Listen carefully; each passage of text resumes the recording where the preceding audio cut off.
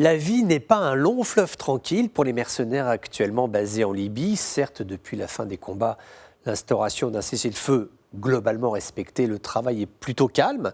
Surveillance de sites militaires, opérations d'entretien, de matériel, les petites tâches de la vie quotidienne d'une troupe en campagne. Le problème, finalement, c'est celui de la solde. Au début, les recruteurs promettent monts et merveilles, des salaires généreux réglés en dollars, une somme de dédommagement versée à la famille en cas de décès. Sur place, pas de frais, etc. Mais comme on s'en doute, il y a tromperie sur la marchandise. Les mercenaires syriens qui travaillent avec l'armée turque sont payés au lance-pierre. Là, ils viennent de toucher 300 $. Une partie avait déjà été versée au mois de janvier.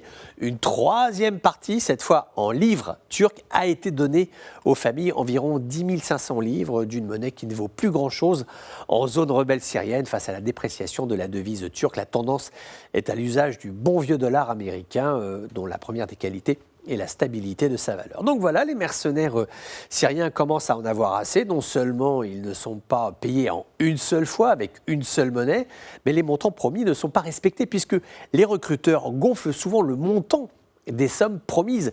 1 500 $ par mois pour l'homme de troupe. Et puis sur le terrain, ça descend aux alentours de 1 000 $ si nous faisons la somme de ce qui est réglé ici et là au bon vouloir de la puissance turque. Cela fait des mois que l'on entend des Syriens dénoncer leurs conditions de travail. Ce dossier est très bien documenté car il y a des rotations d'effectifs par tranche de 150-300 hommes qui, revenus au pays, racontent ce qui se passe avec des brimades, des humiliations, les postes de surveillance qu'il faut tenir durant des heures et des heures sans jamais être relevés, parfois des actes de violence, si ce n'est psychique, en tout cas physique. Tout cela fait que des Syriens s'engagent malgré tout, oui, dans le mercenariat, car ils savent que ça va durer un temps. Les combats étant terminés, eh bien, ils ne risquent moins. En tout cas, ils pourront au moins être payés, même si les versements sont chaotiques et incertains. Toucher 800, 900 000 $ par mois, c'est beaucoup d'argent dans une Syrie où le salaire moyen tourne environ autour de 50, 70, 90 $ par mois.